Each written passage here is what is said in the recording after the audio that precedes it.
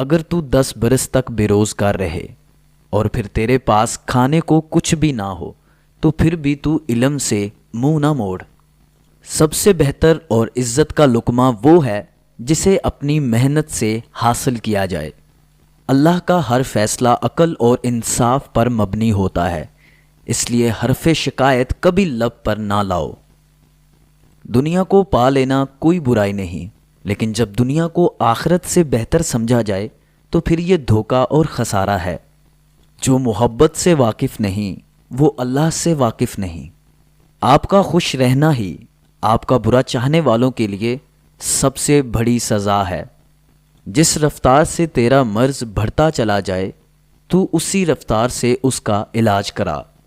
اللہ کی یاد میں آنسو بہانے والا کبھی جہالت کے گھڑے میں نہیں گرتا، اللہ اسے اپنی رحمت میں ڈھانپ لیتا ہے۔ ہر کام میں دوسروں کا سہارا ڈھونڈنا ایک بہت بڑی بے عزتی ہے۔ اگر تم اللہ سے رابطہ قائم نہیں کر سکتے تو کسی اللہ والے کی صحبت میں بیٹھ جا، اللہ سے رابطہ قائم ہو جائے گا۔ جب دولت قریب آتی ہے تو دروازے پر سائل اور خواب میں دولت نظر آنا شروع ہو جاتا ہے۔ انسان کو آخرت کے اندر کامیاب ہونے کا صرف ایک موقع ملتا ہے اور وہ زندگی ہے۔ اس کو برے کاموں میں ضائع مت کرنا۔